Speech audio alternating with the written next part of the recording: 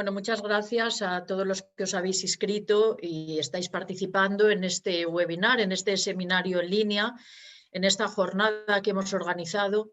Quiero dar las gracias de forma pública a Julián Ros, que es el vicepresidente de la asociación, vicario general de la diócesis de Albacete, y que es el que ha creado esta sala de Zoom y el que está gestionando y sosteniendo en calidad de hospedador la plataforma. Muchas gracias, Julián, por este trabajo, este servicio que estás prestando tan estupendo. También doy las gracias a Miguel Campo, que ha gestionado toda la inscripción para que pueda hacerse efectivo este seminario en línea. Y, por supuesto, agradezco muy sinceramente a los dos ponentes que tenemos hoy, a Javier Martínez Torrón y Joaquín Mantecón Sancho, dos profesores, dos catedráticos de Derecho Eclesiástico del Estado, que aceptaron sin dudar la invitación desde el momento en que les llamé por teléfono. Así que, de verdad, muchas gracias por haber aceptado esta invitación que os he tramitado en nombre de la Junta Directiva de la Asociación Española de Canonistas.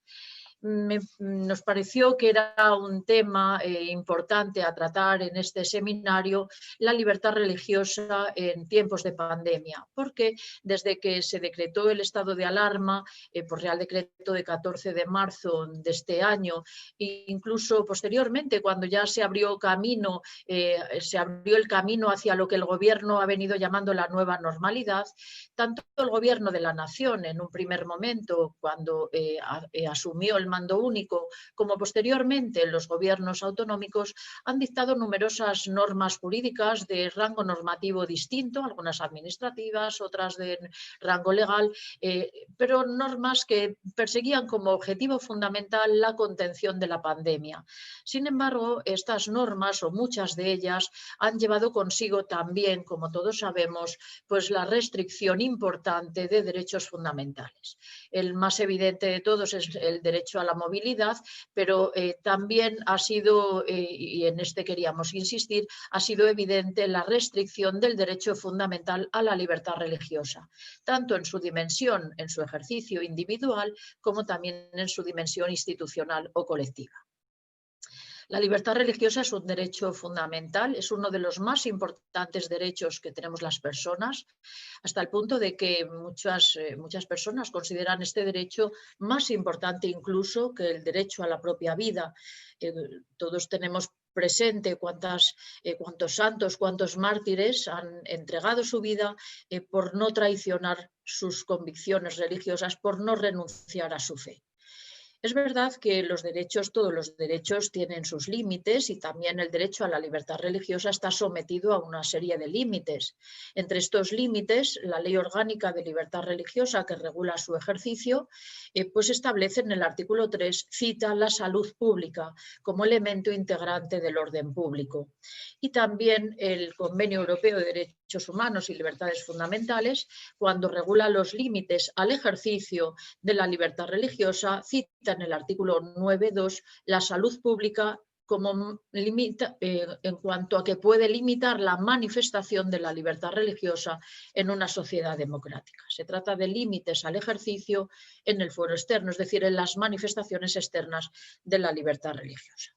Bien, esto nos podría llevar a preguntarnos, en la configuración jurídica del estado de alarma que hace tanto el artículo 116.2 de la Constitución como la Ley Orgánica 4.981, que regula los estados de alarma, excepción y sitio, en esa configuración jurídica ¿cabe la restricción de derechos fundamentales?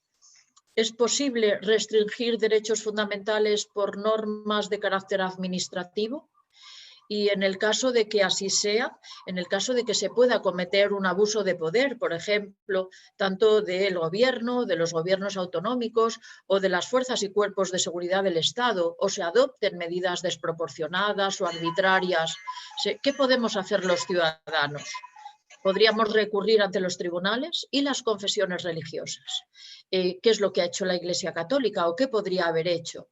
Bien, estas y otras muchas dudas o muchas cuestiones seguramente que nos han surgido a lo largo de todo este tiempo, y para contestar a estas y otras muchas cuestiones que podamos o dudas que podamos tener, hemos invitado a dos catedráticos de Derecho Eclesiástico del Estado, podríamos decir de primer nivel, porque son dos de los más brillantes catedráticos que hay en nuestra disciplina.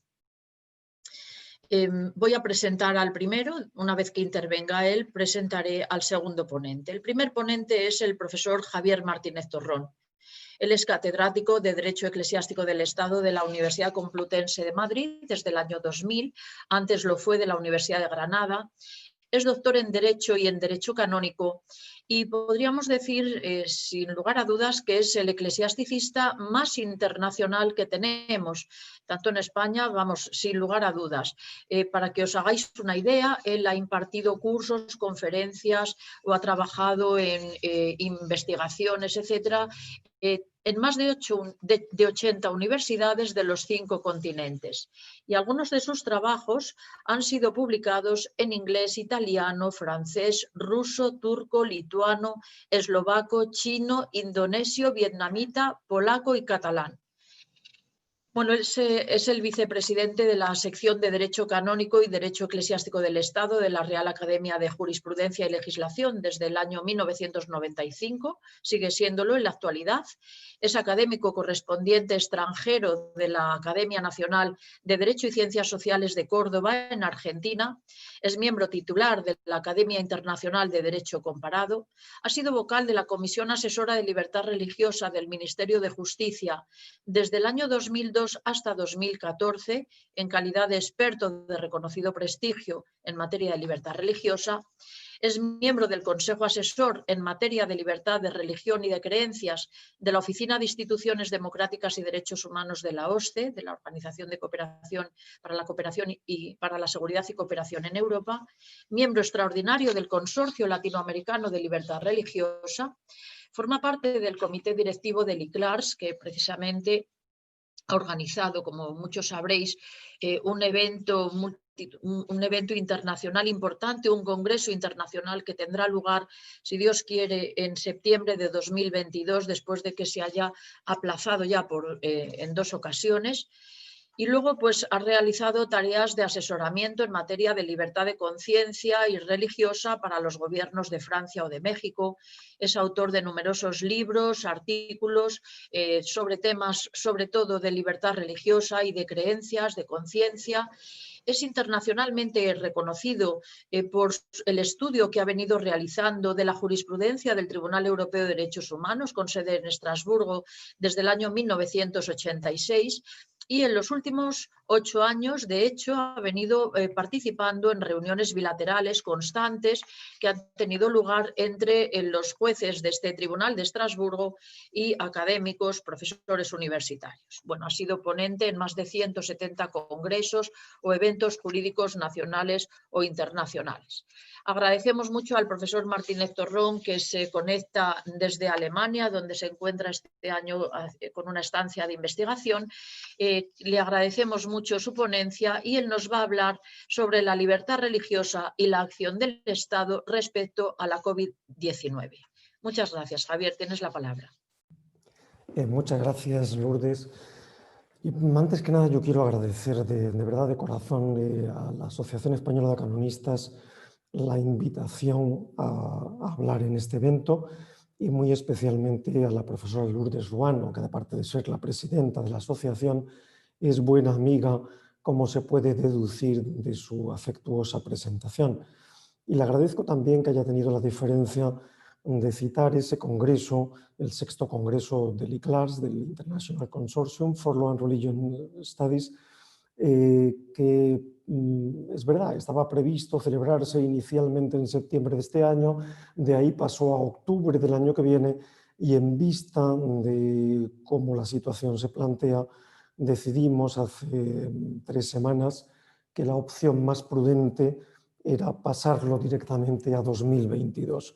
En el vínculo que os acaba de enviar, según veo, Julián Ross, amablemente, ahí tenéis información más detallada sobre ese congreso en el que tanto yo como un gran número de personas de mi grupo de investigación de la Universidad Complutense especialmente Silvia Meseguer y María José Valero y también el resto del equipo y algunas personas de la Universidad de Córdoba están poniendo. Realmente queremos que sea un evento memorable porque de alguna manera es contribuir a la, perdonadme la expresión, la latinización o la hispanización de esa organización internacional que es el ICLARS. Agradezco también a todos vosotros vuestra presencia aquí. Veo que algunas personas están desde el otro lado del Atlántico a horas muy tempranas y a ellos se lo agradezco especialmente. Yo prometí a Lourdes Ruano que intentaría al menos ser breve. Lo suele facilitar el hecho de que a mí las reuniones virtuales no me entusiasman. De hecho, cuando alguien en ese Congreso de Córdoba sugirió la posibilidad de hacerlo virtual, la reacción unánime de todo el equipo fue que eso era imposible.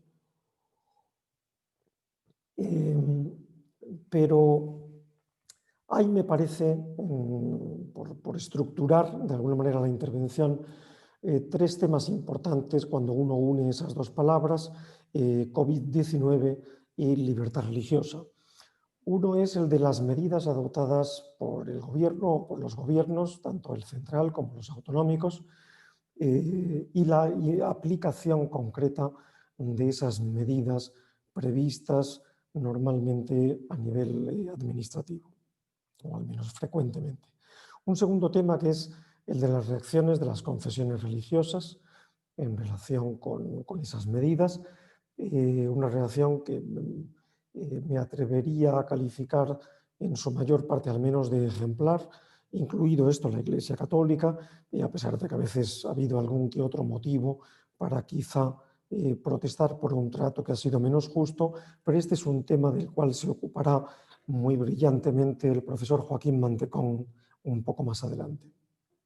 Y por tanto, aquí acaba mi mención de esa cuestión. Y el tercer tema es cómo, ante una situación tan crítica como esta, cómo se plantean las relaciones de cooperación entre Estado y sociedad civil, una sociedad civil de la cual naturalmente forman parte las confesiones religiosas. Y yo debo advertir antes de continuar que me voy a beneficiar en mi intervención de un excelente trabajo de la profesora Belén Rodrigo Lara, del CEU y de CUNEF, que publicará dentro de unos minutos, dentro de unos minutos, perdón, es el teléfono que sonaba, dentro de unos pocos días en la revista General de Derecho Canónico y de Derecho Eclesiástico del Estado de la editorial Justel, de la que es director el profesor Rafael Navarro Valls y de la cual me hizo el honor de ser codirector hace algún tiempo. Hay una sección monográfica en el próximo número de esa revista, aprovecho ya para hacer propaganda, como diría Umbral, de ese número, con 15 trabajos exponiendo, analizando esas relaciones entre COVID-19 y libertad religiosa en un buen número de países, tanto de Europa como de América. En esta versión en la revista, dentro de unos días, aparecerán esos trabajos en su versión original. Algunos están escritos en otros idiomas distintos del español y en enero planeamos poder publicar un libro con la misma editorial Justel con una versión estrictamente española de esos mismos trabajos. Como digo, la profesora Belén Rodrigo tuvo la deferencia de pasarme su trabajo, el cual me ha ilustrado enormemente en esta materia. Sobre las medidas, no voy a entrar en el detalle, como digo, en ese trabajo de Belén Rodrigo encontrarán todos los pormenores necesarios, como también en otro trabajo anteriormente publicado en la revista de Justel, en el número de mayo, por José Antonio Soler, que hizo una primera aproximación a esta cuestión. Mi intención es, sobre todo, más que entrar en la letra pequeña de la normativa del Estado, plantear algunas cuestiones sobre las que me parece vale la pena reflexionar. La profesora Lourdes Ruano ya se ha referido a buena parte de ellas, con lo cual me quita un cierto trabajo. Desde un punto de vista general, cuando nos enfrentamos a las medidas del gobierno español, más allá de la cuestión concreta de la libertad religiosa, lo primero que destaca es el cuestionamiento constante por parte de un notable sector de la opinión pública española, el cuestionamiento de esas medidas. Primero, respecto a su racionalidad o a su acierto, que va desde aquella famosa anécdota de las peluquerías como servicios de extrema urgencia que quedaban exentos de la primera restricción. Veo que eso, leyendo estos artículos que ahora se publican en la revista, algo similar ocurrió en Brasil, o si hasta qué punto parece razonable que uno sea libre de pasear a su perro, pero no a su hijo pequeño. Hay unas cuestiones que van por la vía de la racionalidad, pero hay otras cuestiones que van por la vía de, como diría, del acierto jurídico de esas medidas.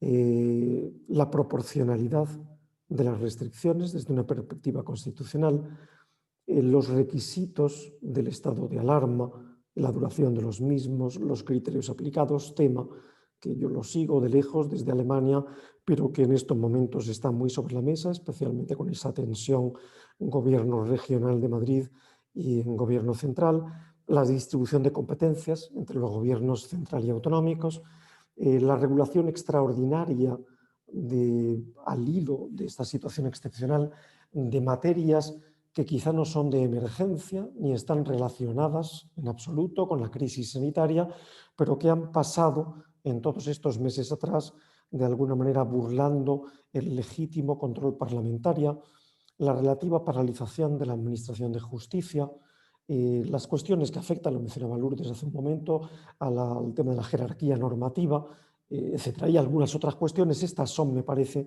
de especial importancia. Y no voy a entrar en ellas, como es lógico, pero ya digo que prometí ser breve e ir muy a lo que me parecía muy importante, pero sí hay dos cuestiones, dos aspectos que me parece oportuno indicar. Uno, han sido muy numerosas las críticas que numerosos constitucionalistas de España, de muy distintas escuelas, de muy distinta orientación ideológica, han criticado de manera muy dura en ocasiones estas medidas o algunas de ellas o la duración de las mismas por entender que se estaba produciendo una extralimitación de las competencias del gobierno que realmente nos situaban en una situación de estado de alarma, de excepción más que un estado de alarma propiamente dicho. Y el segundo aspecto es bien conocido, lo hemos visto por nuestra propia experiencia personal, por los 1001 WhatsApp diarios que andamos recibiendo al respecto, numerosas contradicciones entre declaraciones gubernamentales en las propias normas adoptadas por el gobierno, confusión casi permanente, al menos durante bastantes semanas desde el inicio de la declaración del estado de alarma. ¿Por qué esas confusión, por qué esas contradicciones? Se han dado distintas razones. Hay quien ha visto en ello una conspiración gubernamental en la línea de Truman, del presidente norteamericano, de cuando no puedas convencer, confunde a la población. Otros han hablado de simple y dura falta de competencia, otros han buscado una explicación en la línea de que esto no solo ha ocurrido en España, ha ocurrido en muchos otros sitios porque hemos ido aprendiendo de la pandemia al hilo de sufrirla y, por tanto, situaciones que nadie había previsto han ido generando un aprendizaje o un rodaje sobre la marcha. Sea como fuere, es muy complicado juzgar qué es lo que hay en las razones del comportamiento del ser humano, incluido el ser humano que gobierna un país, pero sí hay dos efectos que se han producido como consecuencia, más allá de nuestro juicio personal, dos efectos objetivos, comprobables. Uno, una desconfianza hacia la autoridad en España, que a su vez ha derivado en gran medida en una falta de respeto, que a su vez está teniendo un efecto muy importante en una cierta desobediencia civil respecto a medidas que a primera vista al menos parecen razonables. Y en segundo lugar, y vinculado a esto también hasta cierto punto, un progresivo desinterés, esa especie de mare magnum en que nos hemos ido moviendo durante estos meses, en el fondo esa dificultad para clarificar cómo uno debía comportarse individualmente en relación con los deberes que le corresponden respecto al resto de la sociedad, por una obligación de carácter sanitario, se ha traducido en un aquí no hay quien se aclare, disculpadme la expresión, hay un momento en que uno desconecta hasta cierto punto y eso contribuye todavía más a esa falta de eficacia de las medidas adoptadas por el gobierno. Si desde una perspectiva general, al abordar esas medidas, pasamos a las cuestiones que afectan directamente a la libertad religiosa, nos encontramos obviamente que se trata de medidas cuya justificación, al menos en abstracto, tiene que ver con lo que Lourdes Ruano mencionaba hace un rato, que es la salud pública como uno de los legítimos fines que permiten objetivamente imponer limitaciones o restricciones al ejercicio de la libertad religiosa en su dimensión externa, es decir, no tanto en su dimensión interna de libertad de elegir la propia religión o las propias creencias, pero sí en la libertad de manifestar o expresar esas creencias individual o colectivamente, en público o en privado. Esas limitaciones derivadas de la salud pública, luego me referiré un poco más a esta cuestión, afectan sobre todo a la vertiente de libertad de culto de la libertad religiosa. El culto es una expresión de la libertad de religión que tiene a su vez una dimensión colectiva, que es la que solemos advertir de manera más inmediata, es decir, la libertad de las confesiones religiosas para organizar actos de culto, para poseer y gestionar lugares de culto, para celebrar sus ritos, sus ceremonias, pero tiene también una dimensión individual. Es decir, el culto no es solo un derecho de las confesiones religiosas que activamente se involucra en la organización de ese culto, en lo ritual y en los lugares que le corresponde. Es también un derecho individual, es el derecho de cada persona individual de participar en los actos de culto de su confesión. En las medidas adoptadas respecto, digamos, la parte de las medidas restrictivas de los derechos fundamentales de los ciudadanos que entroncan con esa libertad de culto, hemos observado una, iba a decir evolución, pero en el fondo no está muy claro que haya una evolución, sino más bien una cadencia de acontecimientos. La primera pieza es, como sabemos, el Real Decreto 463-2020 de 14 de marzo, cuando comienza el estado de alarma, que en su artículo 11 adopta una actitud en principio de flexibilidad. Es decir, ahí estoy buscando el texto literal, se habla simplemente a que la asistencia a los lugares de culto, a las ceremonias religiosas o civiles, incluidas, dice, las ceremonias fúnebres, se condicionan a medidas organizativas, evitar aglomeraciones, dependiendo de las dimensiones y características de cada sitio, garantizando a los asistentes el respeto de una razonable distancia entre ellos que se fija en aquel momento en 1 metro. Es decir, en aquel momento lo que el Real Decreto contempla es simplemente una posición que personalmente me parece muy razonable, que es, se trata de garantizar medidas de prudencia y esto lo dejamos a las confesiones religiosas que organizan sus propios actos de culto y únicamente la única guía clara que ahí aparece es lo del metro, la distancia de 1 metro como un elemento mínimo. Pero más allá de ello, mi experiencia es que las confesiones religiosas de hecho han ido más allá de esas medidas en su inmensa mayoría. Lo curioso de ese Real Decreto, y lo hacía notar José Antonio Solar en ese artículo que publicó en mayo en la Revista General de Justel, es que se da por sentado el derecho a participar en los actos de culto, pero no se contempla dentro de las excepciones a la libertad de circulación de las personas, no se contempla el hecho de trasladarse al lugar de culto correspondiente, con lo cual uno podía ser sometido a la paradoja de ser multado por estar yendo desde su casa hacia una iglesia o una sinagoga en la cual tenía derecho a estar para participar en un acto de culto. es también un ejemplo de lo que antes indicaba, de esa falta de claridad, de esa confusión, de esas curiosas contradicciones que han caracterizado en gran medida las normas adoptadas por nuestro gobierno en este periodo. Ha habido otras contradicciones posteriores por vía de las órdenes del Ministerio de Sanidad. Así, cuando la primera de ellas, la del 298 de 2000, de 29 de marzo, cuando comienza gradualmente a levantarse el estado de alarma, comienza hablando de unas restricciones,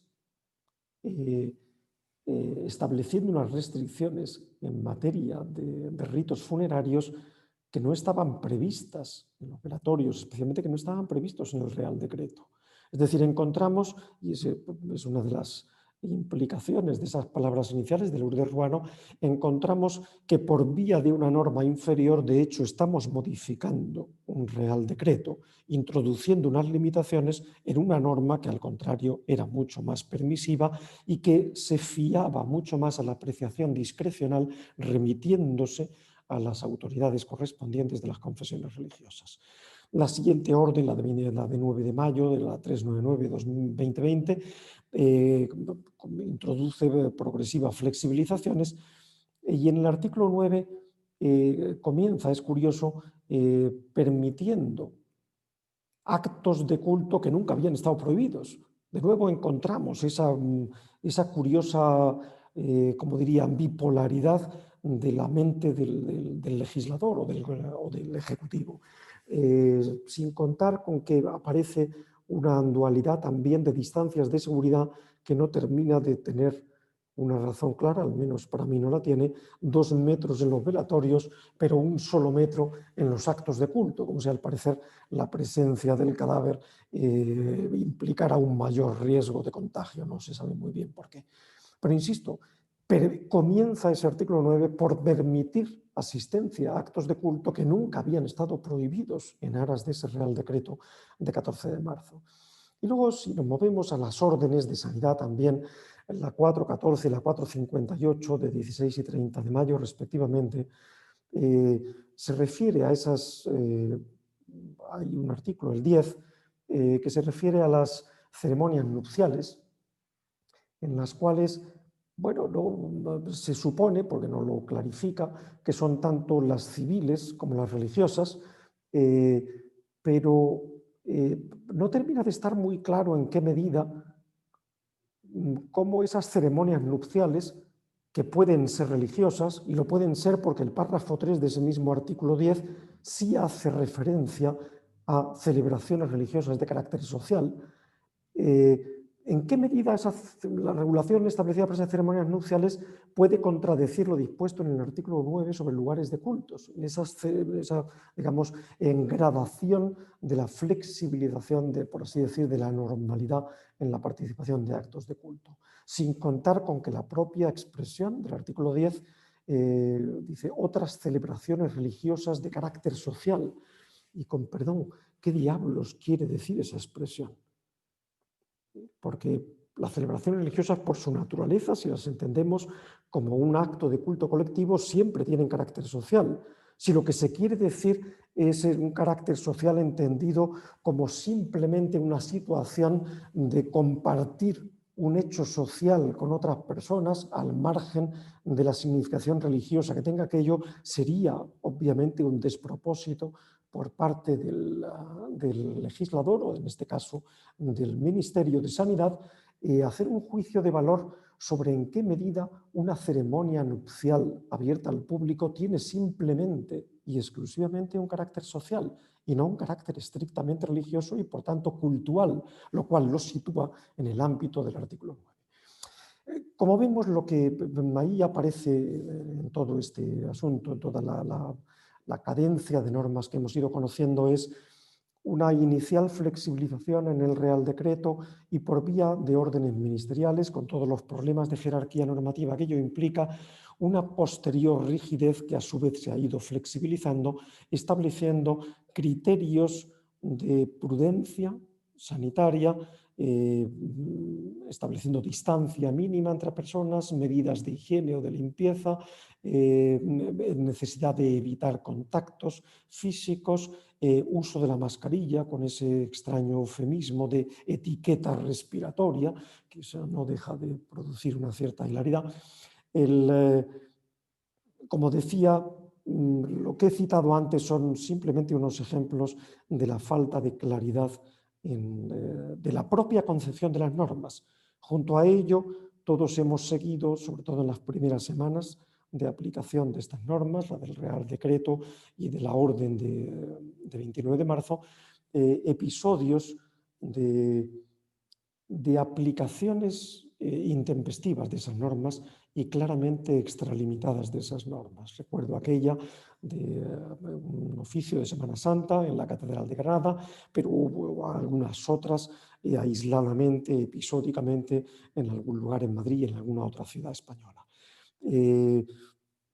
Esa actuación extralimitada de la autoridad muy probablemente a su vez está motivada por la falta de claridad de la concepción de la norma y por la falta de claridad y de, podríamos decir, de espíritu didáctico en la explicación de esas normas a la población por parte de quien debía. Alguien, recuerdo en pasadas ya unas cuantas semanas de la declaración del estado de alarma, alguien me comentaba, un amigo me decía, no deja de ser llamativo que después de varias semanas de estar viviendo esta situación, todavía nos estén contando en distintas versiones cómo tenemos que lavarnos las manos, cómo tenemos que ponernos la mascarilla, cuándo hay que ponerse la mascarilla, qué tipos de mascarillas son las apropiadas, qué tipo de mascarilla, etcétera, etcétera, etcétera, etcétera. Todo hemos vivido un estado de confusión bastante permanente y creo que la situación sigue bastante así.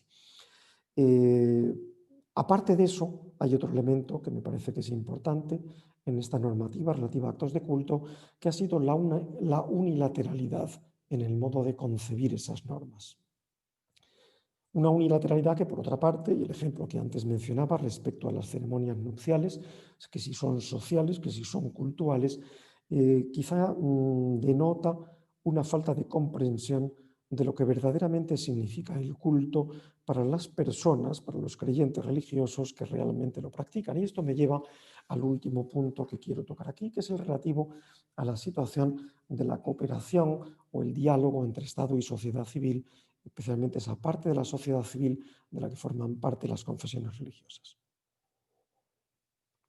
Ahí mi impresión es que hemos vivido en España, no ha sucedido lo mismo, debo decir, en otros países europeos o americanos, pero aquí hemos vivido la misma tónica que en otros ámbitos, es decir, la unilateralidad en la concepción de esas medidas, la imposición, no rara vez, al menos es la impresión que se ha generado, la improvisación, todo ello en lugar de la consulta con los destinatarios de la norma, la cooperación en lugar de la imposición y la reflexión en lugar de la improvisación. Ahí pienso, por un lado, que la cooperación con las confesiones religiosas, en primer lugar, hubiera sido tremendamente importante de cara a la eficacia en la lucha contra un enemigo tan poderoso como el COVID-19. Desde el punto de vista estrictamente sanitario, más allá de cuestiones relativas a derechos fundamentales o libertad religiosa, contar con la colaboración de instituciones religiosas hubiera sido tremendamente eficaz en el sentido de proporcionar medios materiales, personal sanitario formado, ayudar al gobierno a concienciar a la población, a difundir los mensajes con la claridad necesaria a la población, etc. Y ahí me remito a Julián, si eres tan amable de enviar a los participantes ese vínculo que antes te envié. Hay un documento elaborado de uno de los grupos de trabajo del Grupo Europeo llamado Interfaith G20, que es uno de los de esas iniciativas de la sociedad civil que rodean las reuniones del G20, las hay de la juventud, de las mujeres, de distintos ámbitos, la de religión y Desarrollo Sostenible es una de ellas, es lo que se llama el Interfed G20, que este año ha trabajado en una serie de documentos previos a la reunión que está teniendo lugar en estos días en Riad, en Arabia Saudita. Y hay un documento en el cual personalmente he trabajado con ayuda de un colega portugués, de Jonatas Machado, y de la profesora María José Valero, de la Universidad de Villanueva, en la cual hemos hecho especial hincapié en esa necesidad de cooperación y de diálogo entre Estado y sociedad civil, entre Estado y confesiones religiosas en situaciones de emergencia, porque de otra manera se pierde una gran parte de esa eficacia. El documento lo tenéis ahí en ese vínculo que Julián nos ha hecho llegar. Además de ello, además de lo que implica de pura eficacia en la lucha contra el virus, hay otro tema que tiene que ver con lo que antes mencionaba, que es la emisión de medidas de gobierno o la promulgación de medidas de gobierno que son limitativas de derechos fundamentales y que implica entender la importancia de lo que es el culto para una confesión religiosa y del culto colectivo en concreto, no ya solo del culto que uno individualmente puede dar a su Dios. Y eso es algo que un Estado no está en condiciones de apreciar por sí mismo.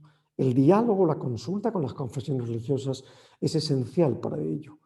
Y eso es esencial a su vez para que una norma restrictiva de esa libertad de culto sea lo suficientemente proporcionada, lo suficientemente sensible hacia la importancia de esa libertad de culto para determinadas personas. Insisto que además no es la misma libertad de culto para unas confesiones que para otras, especialmente en la vertiente colectiva. Todo ello hubiera requerido, me parece, un hablar, una situación de diálogo efectivo entre gobierno y confesiones y un buscar un consenso en las medidas, un pactar las medidas que debían imponerse. Y estoy seguro de que la inmensa mayor parte, por no decir la totalidad, de las confesiones religiosas en España hubieran estado no solamente dispuestísimas a ese diálogo y esa colaboración, sino que es lo que más deseaba, esa posibilidad de pensar juntos, de que esto discurriera por los límites de lo que podíamos llamar una deliberación corresponsable entre gobierno y confesiones religiosas, en lugar de una imposición unilateral desinformada de medidas de gobierno. Y no solo no se ha buscado ad casum esa cooperación o ese diálogo con las confesiones religiosas, sino que ni siquiera se han utilizado los canales de cooperación institucional que existen en España, donde tenemos, entre otras cosas, y muy especialmente, la Comisión Asesora de Libertad Religiosa. Todo ello, y permitidme esta dureza en la crítica, pero creo que cuando uno habla de derechos fundamentales, uno tiene la obligación de pedir a su gobierno que sea muy riguroso. Creo que ha sido muy decepcionante. Probablemente no tanto por mala voluntad, pero sí por falta de competencia y falta de sensibilidad hacia los efectos de esas medidas limitativas en un aspecto tan esencial de la libertad religiosa como es la libertad de culto. ¿Cuál haya debido ser, otra de las cuestiones que mencionaba Lourdes Ruano, cuál haya debido ser la posición de las autoridades religiosas en esta materia frente a esa insensibilidad gubernamental que ha sido persistente, no es que haya sido al inicio y ha sido, como te diría, cejando o clarificándose, ha sido persistente. Yo no puedo ver, cuando miro ahora lo que está ocurriendo en este tema, no noto grandes diferencias respecto a lo que ocurría al inicio del estado de alarma en marzo. Bueno, eso ya cada confesión que lo decida, yo tengo mi propia visión al respecto, pero creo que es un tema muy de autonomía religiosa donde hay que conciliar no simplemente una posición que podríamos llamar rigorista en el ejercicio de los derechos fundamentales, sino que a veces pueden imponerse criterios de prudencia política o de prudencia moral a la hora de exigir los derechos que a uno en teoría o en principio le corresponden. Para concluir, simplemente diría que el COVID-19 en el fondo nos hemos encontrado con un problema relativamente nuevo para nuestra civilización, porque pestes en la historia de la humanidad ya ha habido unas cuantas. Pero para nuestra civilización acostumbrada a que todo nos era fácil, especialmente en el mundo occidental, en el llamado primer mundo, nos hemos encontrado literalmente de bruces con un problema nuevo que, sin embargo, arroja luz sobre temas que son antiguos. El problema pasará, esto pasará tarde o temprano, pero esto pasará. Por eso creo que es interesante que tengamos claro que lo importante es trascender esta situación transitoria y ver más allá del COVID-19.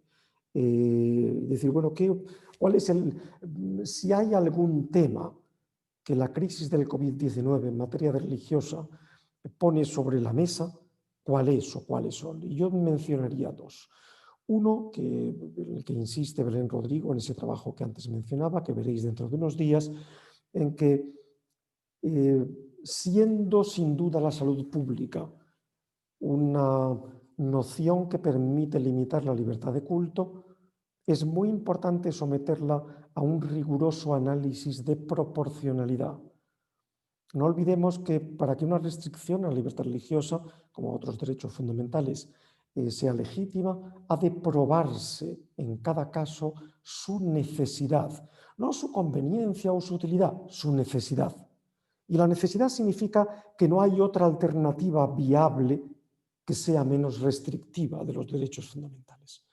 Y a la salud pública le pasa un poco lo que a la seguridad pública. Son conceptos que cuando uno los saca a pasear, enseguida todo el mundo parece decir sí, bueno, porque con la salud pública no se juega. ¿No? Y efectivamente no se juega, pero eso no exime al Estado y no exime a los tribunales, cuando enjuician la actividad gubernamental, de someter la actividad del gobierno a un riguroso análisis de proporcionalidad y de que el propio gobierno lleve a cabo previamente, ad intra, ese análisis de proporcionalidad. Un análisis de proporcionalidad, y este es el segundo tema que me parece que pone sobre la mesa, y con esto acabo definitivamente, que es, puede llevarse mucho más cuidadosamente a cabo si el Estado, si el gobierno está en una situación de cooperación y de diálogo con las confesiones religiosas. Es decir, yo gobierno puedo estar en una mucho mejor posición de apreciar la necesidad de una medida restrictiva si previamente he hablado con las confesiones religiosas que van a sufrir las consecuencias de esa medida restrictiva de la libertad de culto y he entendido bien el impacto que esa medida tendrá sobre ellas. Y he conseguido también entender que no hay otra alternativa viable que, como decía antes, sea menos restrictiva de la libertad de culto. Bueno, muchas gracias por vuestra paciencia. He hablado ya más tiempo del que sería. Gracias a todos. Pues muchas gracias, Javier, por tu brillante ponencia. Muchísimas gracias. Me da mucha pena que no seas asesor directo del gobierno en este momento. Has dicho algunas cuestiones, algunas cosas que a mí me han llamado personalmente la atención y que seguramente que habrán suscitado numerosos interrogantes. Tendremos ocasión de hablar después de ello, pero sí me venía a la cabeza lo que ha ocurrido en Salamanca, concretamente en el mes de septiembre, cuando la Consejería de Castilla y León decretó que en Salamanca, concretamente en la capital y también en Valladolid, unas medidas absolutamente restrictivas, y entre ellas se incluía la necesidad de que en cada templo solamente pudiera haber 25 personas. Los que conocéis Salamanca, ciudad de la que soy y en la que vivo, tiene templos tan grandes que tienen un aforo de más de 800 personas. Solamente podía haber 25 personas dentro del templo en actos de culto o fuera de actos de culto. Tendremos ocasión después de hablar seguramente de todo ello.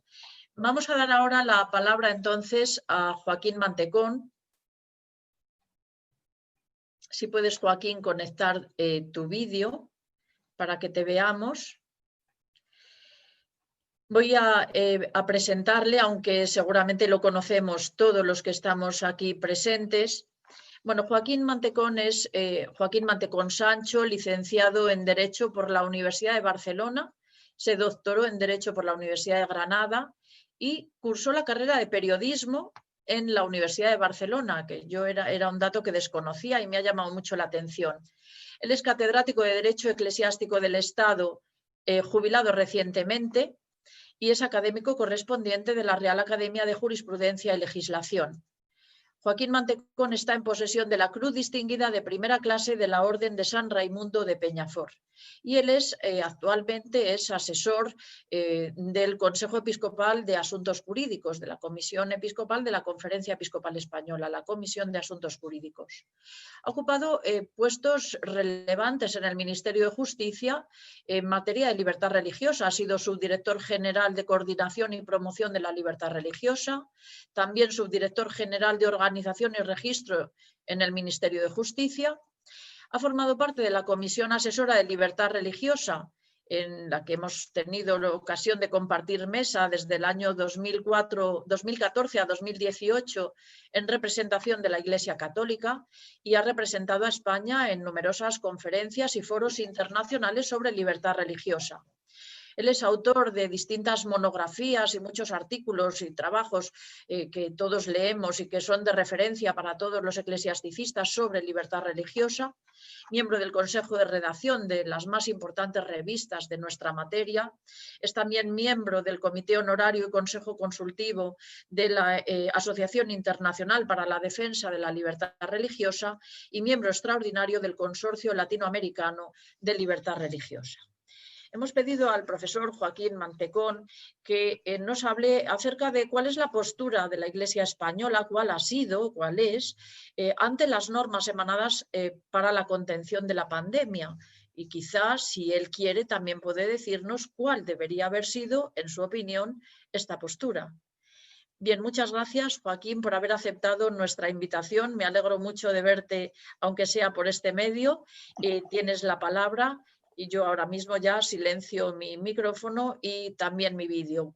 Una vez que termines, si os parece, a los dos ponentes volvéis a dar el vídeo, el micro, y entonces ya se irá dando la palabra a cada una de las personas que quieran intervenir. Muchas gracias, Joaquín, tienes la palabra. Gracias a ti, Lourdes. Te agradezco, en primer lugar, la invitación para participar en esta actividad de la Asociación Española de Canonistas. Para mí es un honor y un nuevo reconocimiento. Bueno, antes de comenzar quiero hacer una advertencia. Para oír bien el audio de este webinar es bueno ponerse los auriculares, porque si no la voz se oye distorsionada. Yo me los he puesto y se han acabado los problemas de audio. Bien. Inicialmente mi intervención iba a titularse Las normas canónicas emanadas en tiempos de pandemia.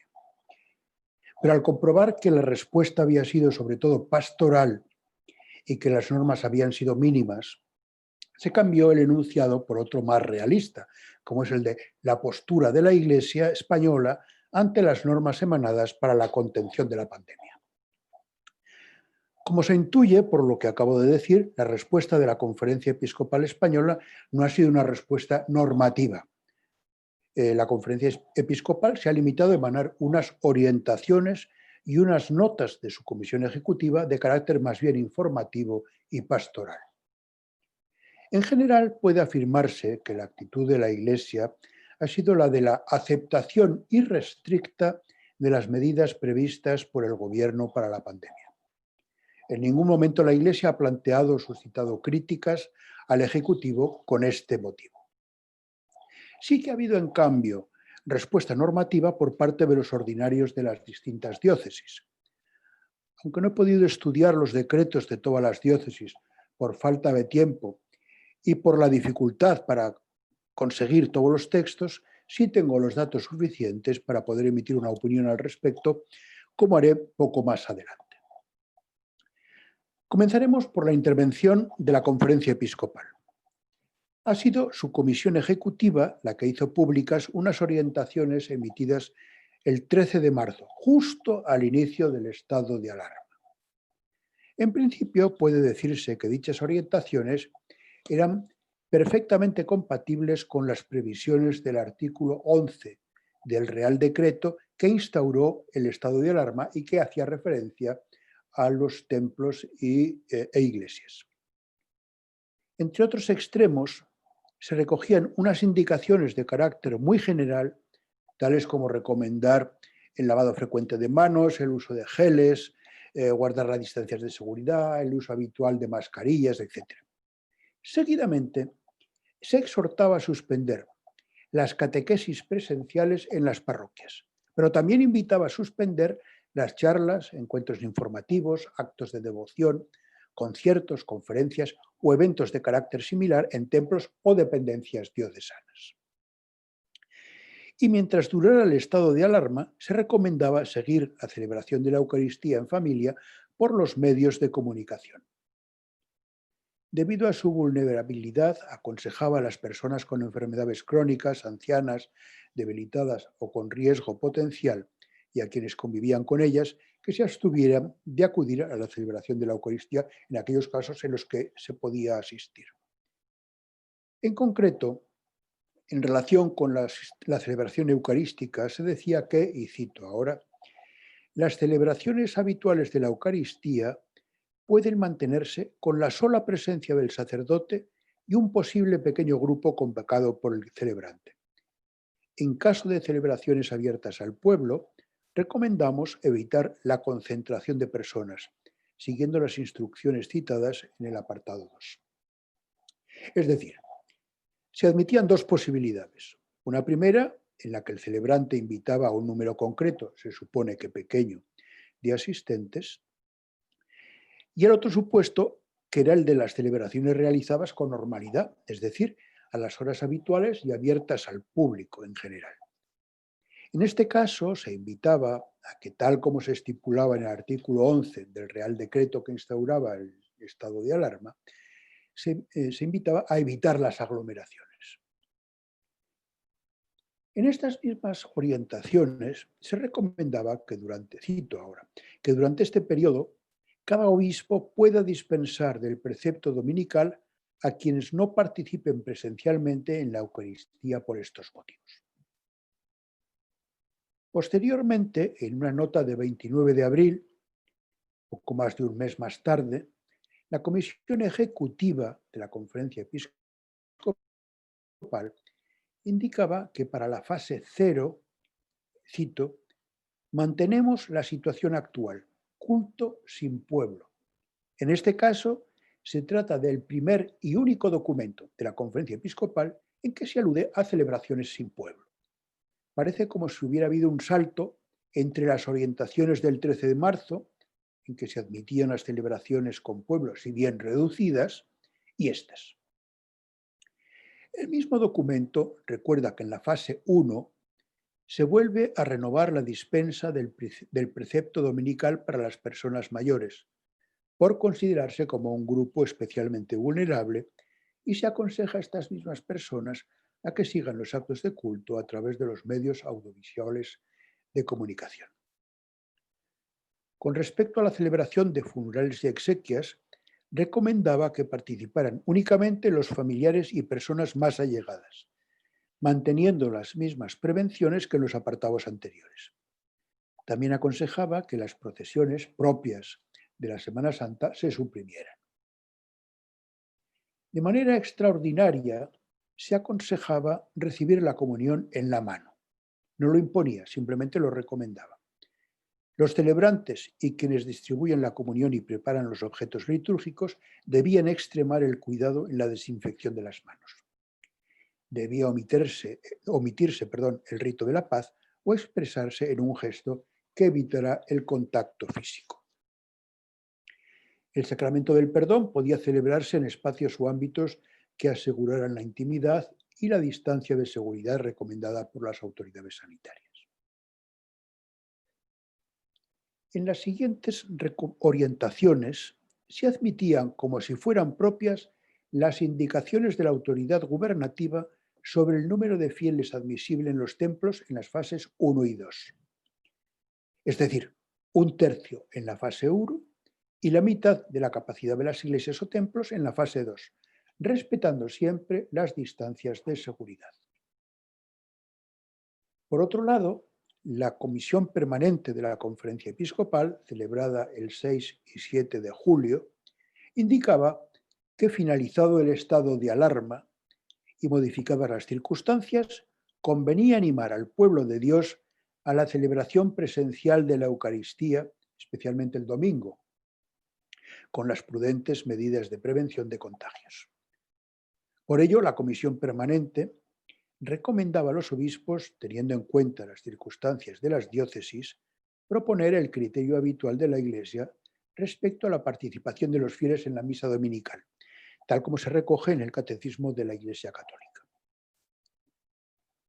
Como ya se ha visto, para la fase 1, el Gobierno estableció un aforo máximo de 1/3 de la capacidad de los templos, mientras que en la fase 2 se ampliaba a la mitad de la capacidad, respetando siempre la distancia de seguridad y el uso de mascarillas. En este sentido, la Conferencia Episcopal aceptó y transmitió estos criterios sin ningún problema.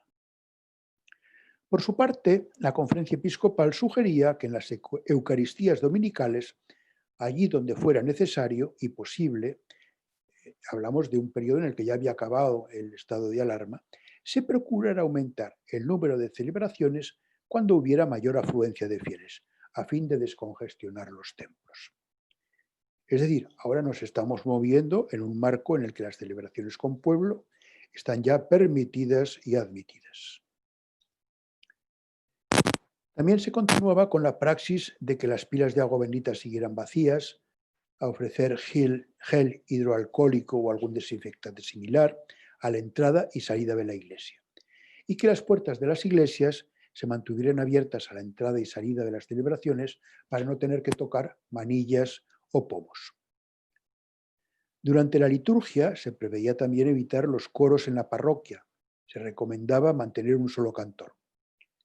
No habría hoja de cantos ni se distribuirían pliegos con las lecturas o cualquier otro objeto de papel.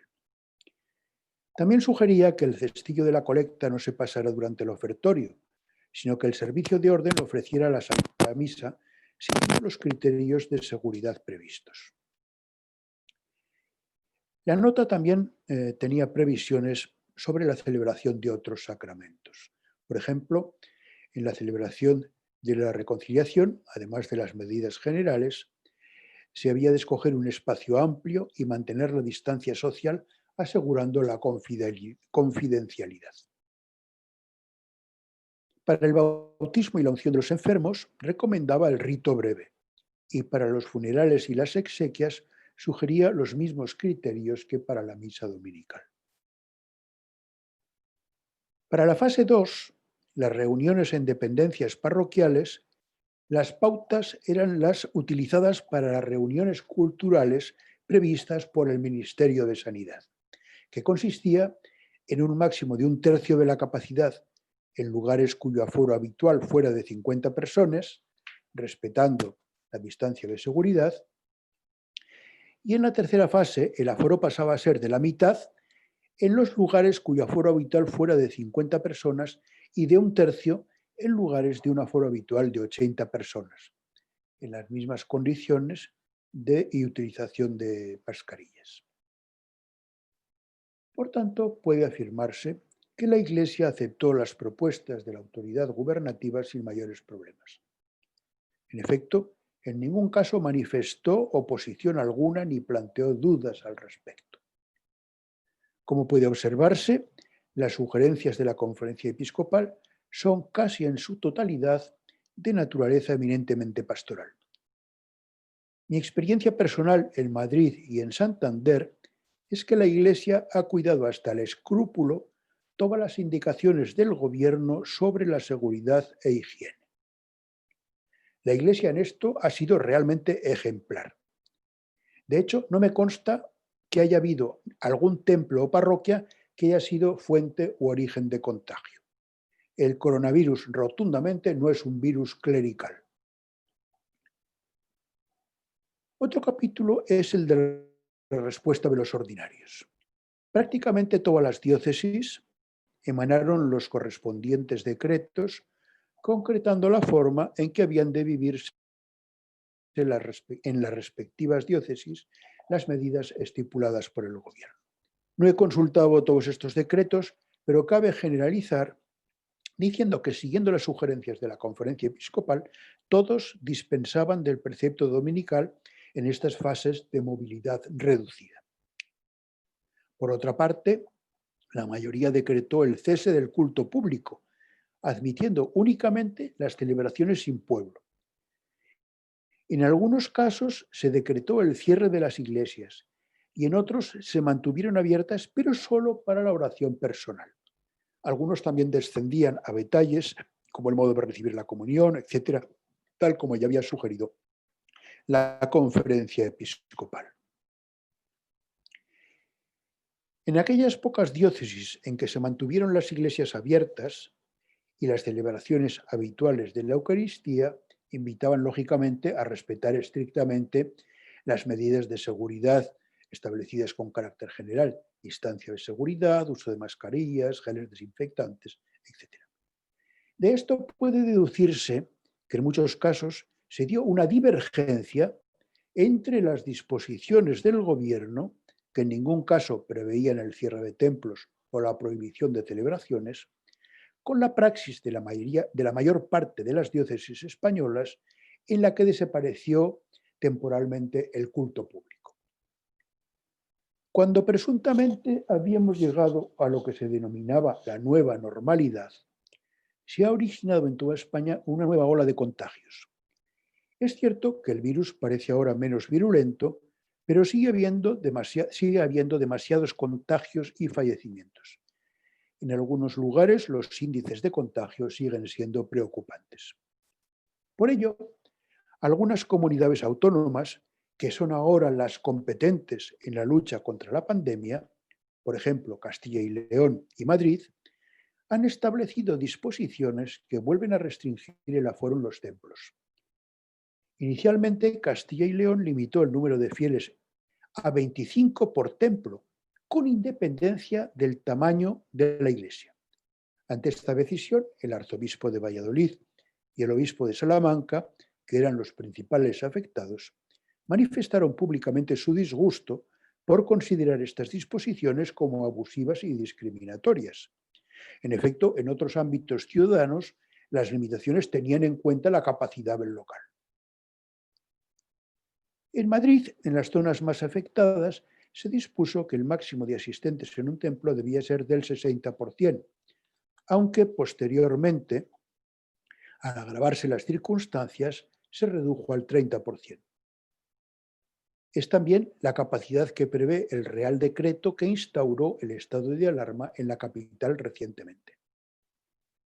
En Madrid no ha habido ninguna reacción de la jerarquía, pero por lo menos aquí se mantienen unos criterios de proporcionalidad más razonables, aunque en establecimientos de hostelería, a diferencia del 30% previsto para los templos, se fija en un 50%.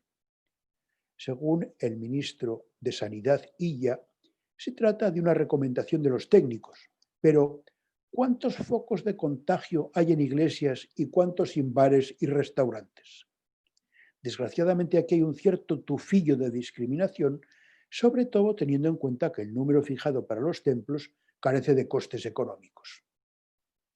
La verdad es que no se entiende la reacción del gobierno, que ha impuesto números muy exigentes a la Iglesia, mientras era mucho más tolerante con otros ámbitos que en cambio se han demostrado como mucho más peligrosos para la salud pública.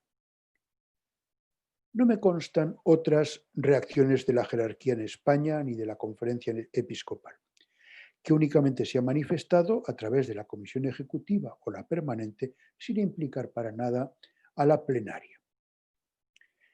Personalmente considero que la respuesta de la Iglesia en España no ha estado a la altura de lo esperado.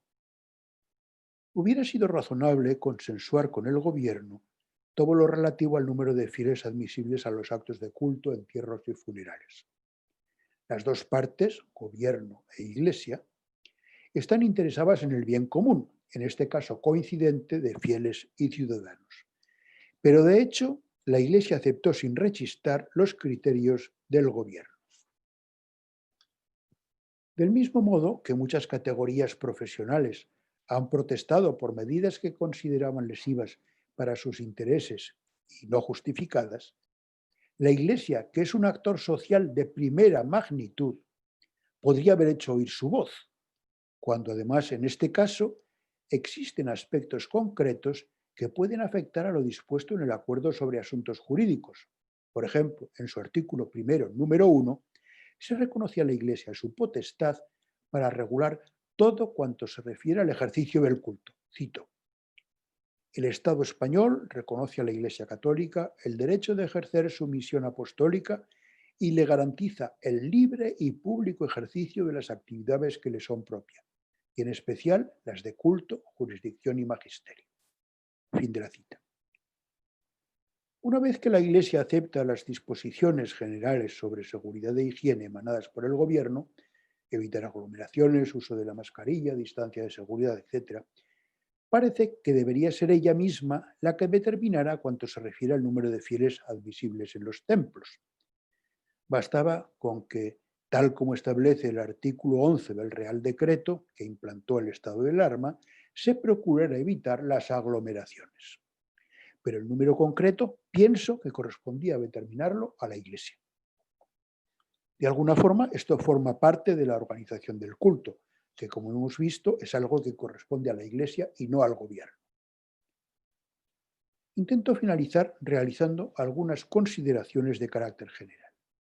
Primero, la Iglesia no ha efectuado ninguna declaración pública frente a las decisiones del Gobierno que se podía considerar que afectaban a la libertad de culto. Es más, la Iglesia parece haber aceptado sin objeción alguna dichas decisiones.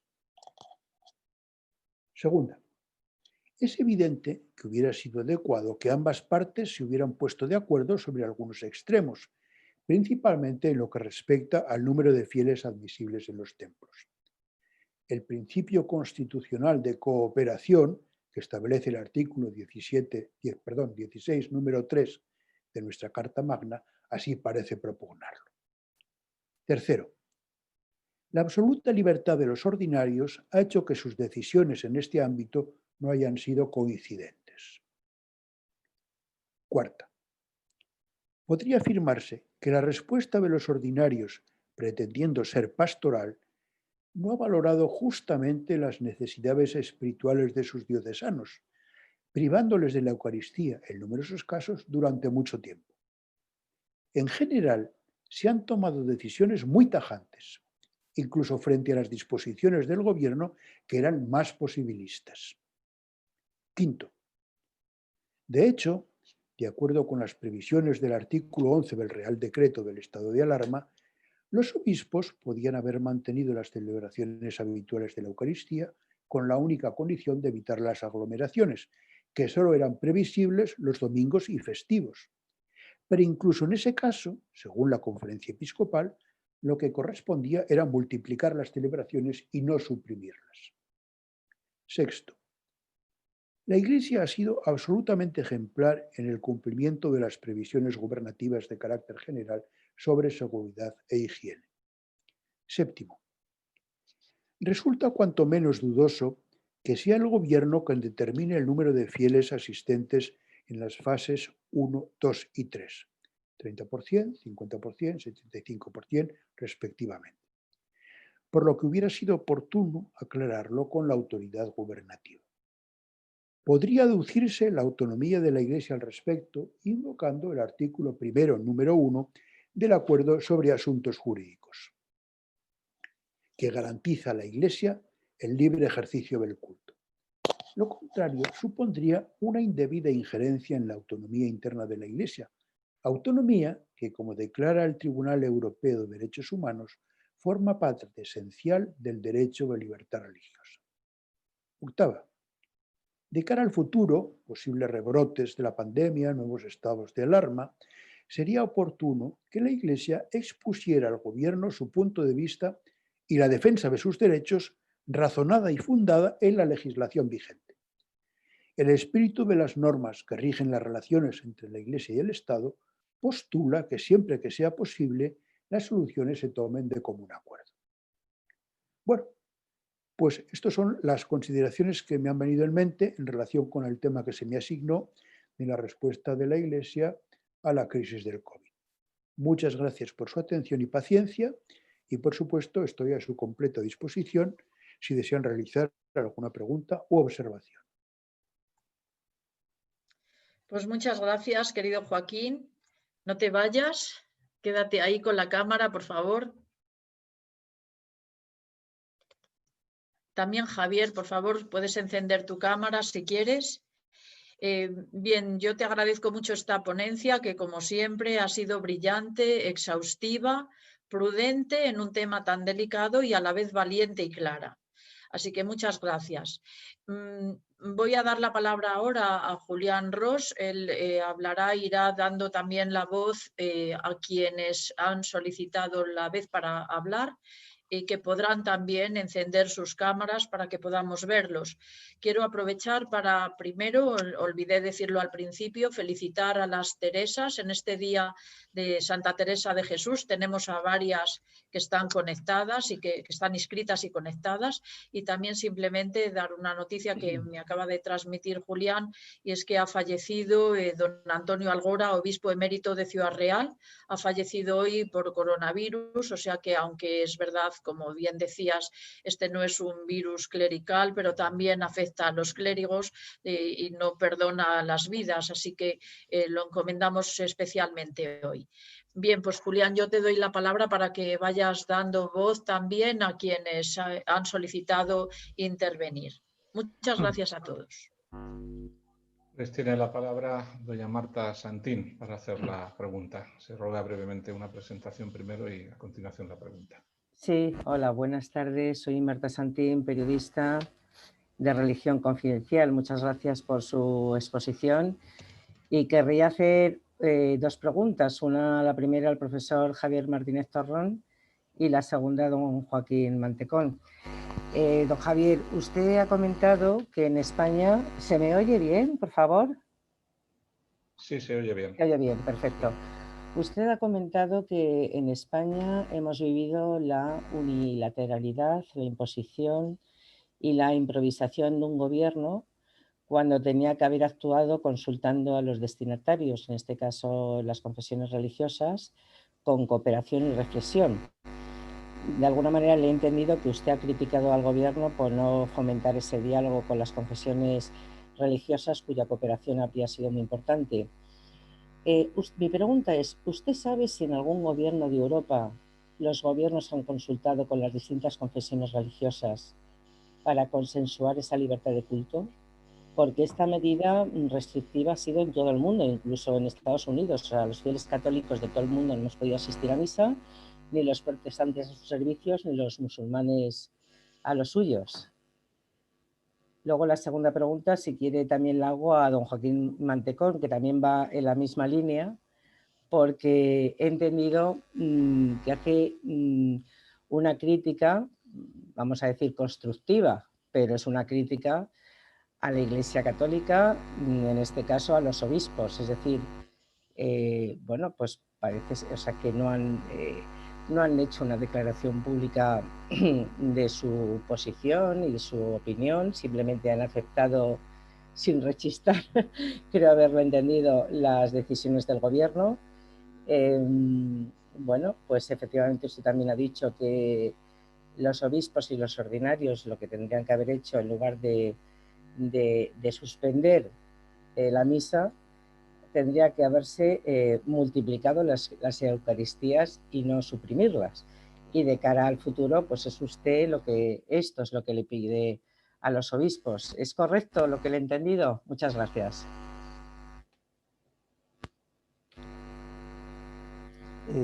Marta, muchas gracias por tu pregunta, que es tremendamente interesante. Vamos a ver, si he de serte sincero, tendría yo, para contestar adecuadamente, leerme con detalle, cosa que todavía no he podido hacer, los artículos de ese número monográfico de nuestra revista, que van a ser publicados dentro de un par de semanas aproximadamente. A bote pronto, como diría un tenista, mi impresión es que, uno, muchos países han seguido desafortunadamente la huella de España. Tengo la impresión de que Francia ha ido en esa línea bastante. Alemania creo que ha sido más colaborativa, porque hay quizá una tradición de cooperación con las confesiones religiosas mucho más acentuada y mucho más antigua que que en Francia. Lo mismo creo que ha pasado en Italia, donde creo que ha habido más contacto y donde al mismo tiempo, quizás es un factor que no es ocioso mencionar, ha habido desde el inicio una mayor involucración de académicos del mundo, profesores del mundo universitario, en llamar la atención sobre este tipo de temas, es decir, sobre la importancia de la conexión entre libertad religiosa y lucha contra la pandemia. En España, digamos, estamos comenzando a hacerlo ahora. En Italia este tema lleva planteándose literalmente desde finales del mes de febrero. Ha habido una movilización muy importante. En 2 meses ya tenían publicado un libro en Internet con cerca de 30 ponencias sobre esta cuestión. Todo eso ha contribuido a que el caldo de cultivo en un país como Italia haya sido, me parece, muy distinto. Pero me parece, insisto, a reservas de lo que arroje ese estudio más detallado de esos informes que hemos recibido de cada uno de los países, donde están desde Estados Unidos, Italia, Alemania, Bélgica, Portugal, etcétera, en el ámbito europeo, y otros cuantos países americanos que incluyen Argentina, Chile, Perú o México. Me temo que gran parte de los países han ido por la vía de España. Es decir, ha sido como, permíteme la expresión, como una sensación de tan elevado desconcierto por parte de quienes tenían la rienda de un país en un momento determinado, ante una amenaza tan imprevista y tan seria, que no han sabido, me parece, tener la flexibilidad y la agilidad suficiente para tocar los resortes que tenían a su alcance. Es decir, porque lo mismo que en España ha pasado con el mundo de las confesiones religiosas, ha pasado con el mundo de la ciencia. Es decir, las consultas, el modelo español de tramitación ha sido muy endogámico, no ha sido un proceso transparente. Y ahí sí que ha marcado la diferencia, diría, con otros países europeos, donde, por ejemplo, en Alemania el contacto con el mundo científico ha sido mucho mayor que en España. O sea, desde el primer instante ha sido una cosa. Entonces, bueno, yo creo que parece que ha sido una actuación bastante generalizada en otros países europeos. Creo que no ha sido un problema español.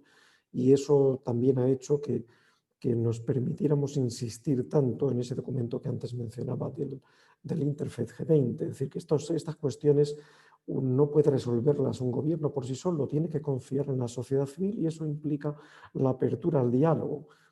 Prescindiendo de ideologías, prescindiendo de acuerdos, a veces no se trata de sentarse a hablar de ideologías, sino hablar de soluciones a problemas reales, ¿no? Siento no poder ser más preciso en mi respuesta, ya quisiera yo.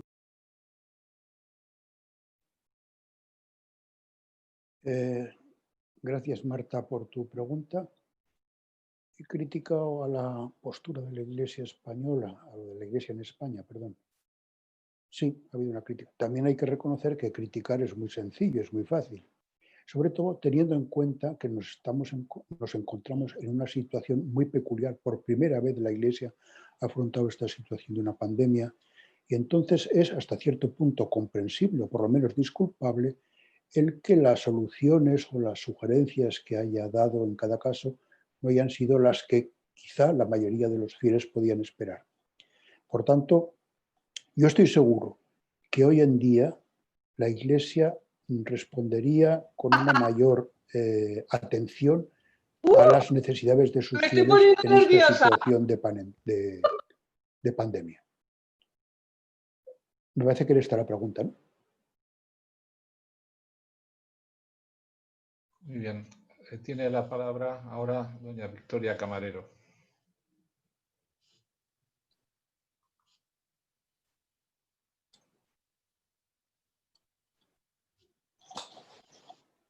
Doña Victoria Camarero tiene la palabra.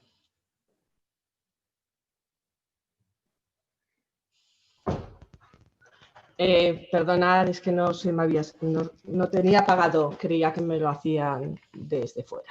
Bueno, pues felicito a la Asociación Española de Canonistas, especialmente a su presidenta, Lourdes Ruano, por haber organizado este interesante webinar en un tema tan crucial en el que nos encontramos y donde, bueno, pues la dificultad es enorme para la búsqueda de ese equilibrio, podríamos decir, entre la obligación de los gobiernos, de las autoridades para mitigar los riesgos de salud pública, por ejemplo, ante actos de culto, y el necesario, bueno, pues equilibrio de preservar ese núcleo esencial del derecho de libertad religiosa, que entiendo que aún en tiempo de pandemia pues tiene que estar inalterado.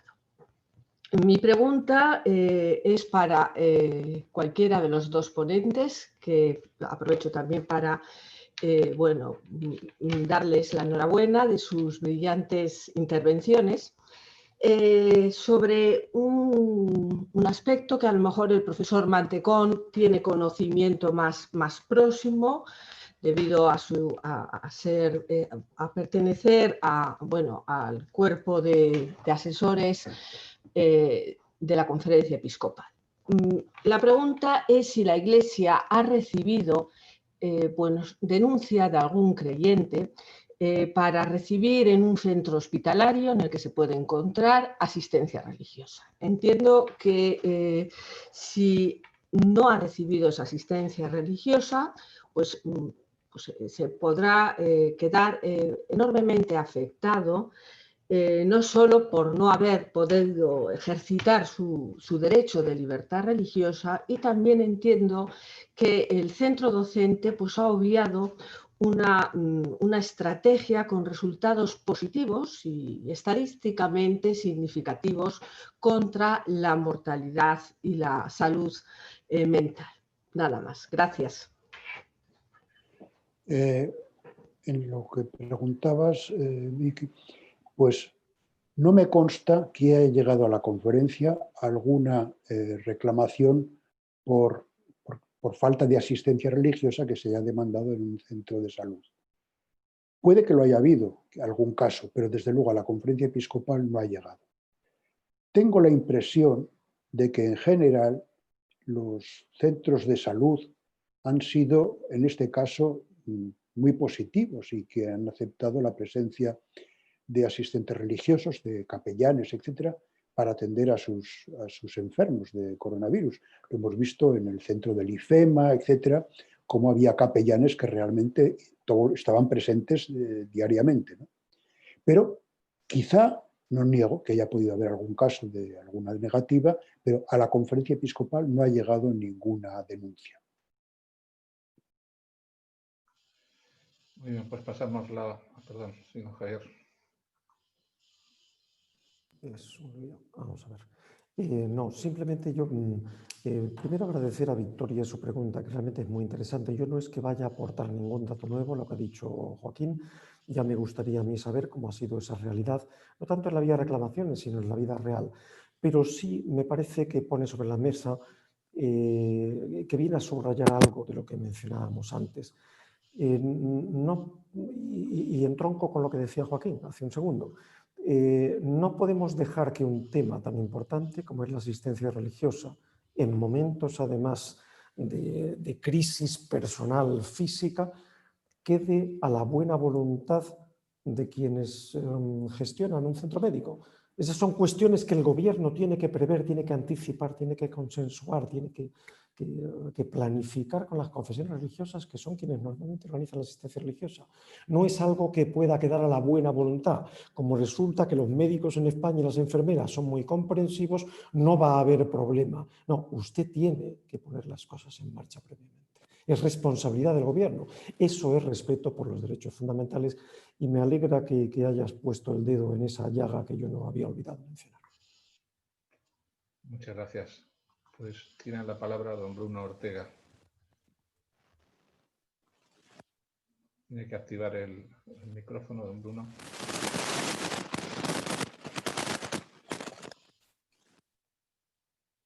Don Bruno Ortega, Tenorio. Pues mientras que consigue activarlo, le damos la palabra a don Daniel Pinedo. Hola, buenas tardes. Creo que se me escucha bien, ¿no? Sí. ¿Qué tal? Soy Daniel Pinelo, periodista de COPE en Tenerife, y quería conocer la opinión de ambos ponentes. Es verdad que en los últimos meses hemos pues, opiniones a título personal de sacerdotes y también de laicos sobre un supuesto, yo quiero poner muy entre comillas, ánimo del gobierno encubierto de limitar el culto religioso de forma deliberada. Es decir, algunos incluso han dicho que se estaba aprovechando la circunstancia de la crisis sanitaria para restringir el culto religioso, especialmente enfocado al catolicismo. No sé si comparten estas afirmaciones, si creen que son exageradas o cuál es su opinión. Gracias. En mi opinión personal, creo que el gobierno en ningún caso ha tomado posiciones que dificultaran el ejercicio del derecho fundamental de libertad religiosa. Era comprensible, la salud es uno de los límites al ejercicio del derecho de libertad religiosa, que de alguna forma, limitara algunos aspectos del ejercicio del derecho.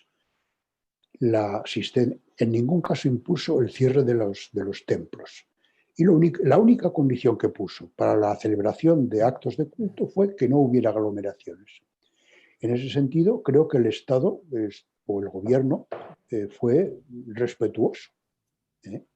Quizá a la Iglesia le faltó un poco de, no sé, le entró un curioso temor a poner en peligro la salud de sus fieles, y fue la propia Iglesia la que limitó el ejercicio del derecho, pero no el Estado.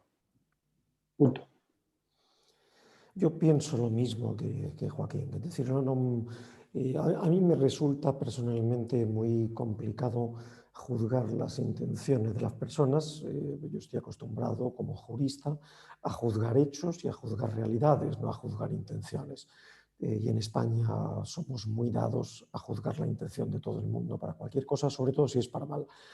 Yo tiendo más a atribuirlo, mientras no se me demuestre otra cosa, y los hechos, como decía el profesor Mantecón, no van en esa línea, pienso más atribuirlo a esa especie de autismo gubernamental que parece haberse instalado en España, no ya con este gobierno, sino que es una cosa que data de antiguo. Es decir, han pasado ya muchos gobiernos de distintos signos con una particular situación del modelo Juan Palomo. Yo guiso y como todo yo mismo, sin necesidad de consultar con nadie porque yo sé mucho de todo. Es una costumbre nacional y yo lo atribuyo más a esa actitud que me parece tremendamente errónea y en esta materia mucho más, pero lo atribuyo más a eso que a mala voluntad.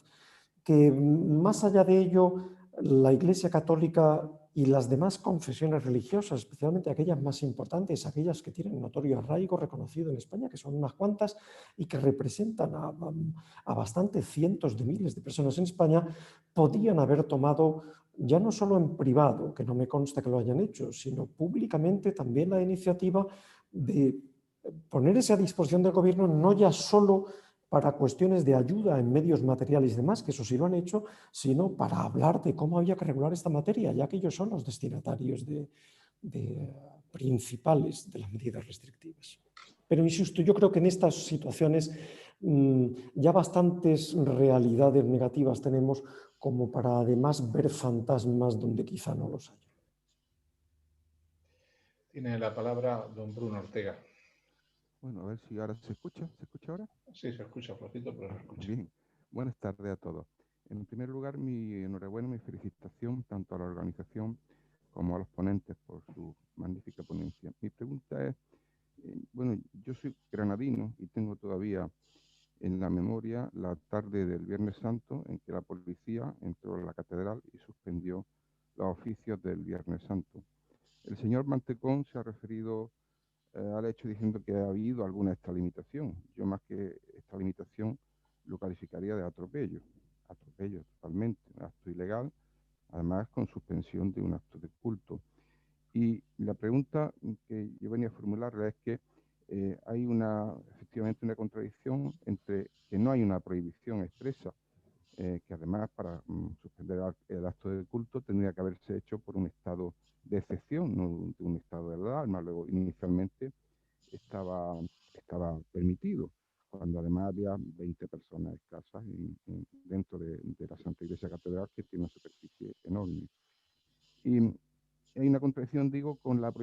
respecto a desplazarse, a una prohibición de desplazamiento, que se podía entender igualmente implícito, que si está permitido ir a comprar al supermercado, pues lógicamente está admitido desplazarse al supermercado. Ergo, si no está prohibido ir a acudir al templo, pues está admitido desplazarse al templo, porque sería una limitación de un acto necesario para un derecho fundamental como es el culto. No, como ha dicho el señor Mantecón, no me consta que haya habido ninguna protesta, pero creo que el Observatorio para la Libertad Religiosa sí elevó una consulta al gobierno. No sé si ha tenido respuesta, no sé si han pronunciado, no sé si ha habido algún movimiento ante lo que yo personalmente califico, ya digo, como de atropello, y que sí me gustaría el pronunciamiento de las ponentes respecto a ver si este acto, que para mí es ilegal, si tiene algún tipo de justificación mínima aún en la prohibición de desplazamiento, y más en algo que yo creo que no tiene parangón en ningún sitio, como es la suspensión de además, un oficio del Viernes Santo, que para un católico es de lo más solemne, vamos, que puede haber para su fe. Yo, si hubiera estado dentro de la catedral, a mí no me echan. Yo termino en la comisaría de detenido, pero a mí no me echan de allí, eso está claro. Y después ya veríamos, hubiera puesto un habeas corpus, o no se lo hubiera, pero vamos, detenido, termino seguro en el calabozo. Ya digo, no sé, quería saber su opinión respecto a esto y si, ¿por qué no ha habido ninguna, para una cosa tan sagrada como para un católico, ninguna reacción en absoluto, ni la más mínima? Muchas gracias. Sí, dos cosas. Usted plantea, en primer lugar, que no se contemplara en el Real Decreto, en el artículo 11, la posibilidad de desplazamiento a los lugares de culto. Efectivamente, no se contempla expresamente, pero si se admite la celebración de los actos de culto, evidentemente hay que aceptar que se celebran para quienes quieran asistir y, por tanto, los fieles tenían ese derecho a asistir. Y la última causa que permitía el desplazamiento de los ciudadanos era causas análogas. Yo creo que en este caso entraba perfectamente la asistencia a los lugares de culto. En segundo lugar, en lo que usted plantea de la interrupción del acto de culto en la Catedral de Granada el Viernes Santo, efectivamente es absolutamente ilegal. O sea, el artículo 1 del Acuerdo sobre Asuntos Jurídicos establece que los lugares de culto son inviolables. Por tanto, la fuerza pública en ningún caso puede entrar si no es con mandamiento judicial, que en este caso no existía. Por tanto, fue un acto claramente ilegal. Se dio en algunos otros lugares. Me consta que la autoridad de la Iglesia en algunos casos protestó y consiguió que efectivamente pues, se suprimieran ese tipo de interrupciones y de agresiones. En otros casos pues no lo ha habido. Bueno, eso ya depende del sentido de oportunidad de la autoridad eclesiástica en cada lugar. Pero lo que usted plantea efectivamente es cierto. Es una ilegalidad manifiesta. En concreto, es una violación de algo contemplado en un artículo internacional, como es el Acuerdo sobre Asuntos Jurídicos. Sí, yo me permito añadir, es ilegal por eso y además porque es que el propio Real Decreto permitía que ese acto de culto se estuviera celebrando en las condiciones en que lo estaba haciendo. Yo creo que allí la Iglesia, la jerarquía católica, la Iglesia católica no es solo la jerarquía católica actuó con una extrema prudencia, como ha venido actuando en todo este tema, y Joaquín lo ha explicado muy bien. Yo quizá pienso que actuó con demasiada prudencia. No tanto porque tuviera que armar un lío por algo que a mí me parece que era un error no malintencionado, resultado de toda la confusión en que el país ha vivido durante semanas a propósito del alcance de las medidas, de cómo debían aplicarse, etcétera, etcétera. Pero sí creo que debía haber exigido una disculpa pública por parte del gobierno en ese tipo de cosas. Es decir, tú no puedes dejar que suceda una ilegalidad que afecta al ejercicio de un derecho constitucional, aunque sea por error, por inadvertencia, por confusión, de la cual eres quizá corresponsable por falta de la información y de la formación de las personas que tienen que aplicar esas medidas, y limitarte a guardar silencio como si no hubiera pasado nada. Yo creo que ahí ha faltado por parte de la Iglesia Católica, no insisto, no armar un lío, no llevar el asunto a los tribunales, no montar pero sí exigir que públicamente hubiera una retractación que al mismo tiempo hubiera servido para clarificar precisamente que ese tipo de actuaciones en lo futuro eran una extralimitación clara. Eso es lo que yo he echado de menos. Pues no hay más preguntas, señora presidenta. Bien, pues muchas gracias. Gracias a Javier Martínez Torrón, Joaquín Mantecón Sancho. Gracias también, Julián, que has hecho magníficamente de hospedador. Muchas gracias a todos los asistentes. Me da mucha pena no poderos saludar visualmente. Sé que estáis todos ahí, algunos desde muy lejos, desde Etiopía, por ejemplo, otros desde otros países de América. Os saludo a todos de verdad cariñosamente. Gracias por haber asistido, gracias a los que habéis participado en el debate. Y con esto no tengo nada más que decir, que damos por cerrado este webinar. Gracias a todos y esperamos poder vernos presencialmente pronto. Un abrazo a todos. Solo una pequeña cosa. Claro. Mi enhorabuena a la Asociación Española de Canonistas, a su presidenta y especialmente a Julián Ros, porque yo, que muy a mi pesar, porque estas cosas no me suelen gustar demasiado, participo en muchas reuniones tipo virtual, su gestión de esta ha sido ejemplar. Muchísimas gracias, muy amable. Lo ratifico, lo suscribo totalmente. Muchas gracias, Julián, y enhorabuena. Muchas gracias. Adiós a todos. Un abrazo a todos. Gracias. Hasta luego.